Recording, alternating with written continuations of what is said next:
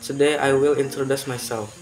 My name is Azka Murtaza, usually called Azka. I was born in Bogor on September 25th, 2008. My profession is a student. Previously, I studied at Kaifa Islamic Junior High School, and now I study at Wan Ciomas Vocational High School. My house is in Alam Tirta Baru Housing. My hobbies are playing games, playing guitar, and playing soccer. In the future, I want to be a successful entrepreneur. Now I will introduce a little bit about my family. My father works in an electricity company. My mother works as a housewife.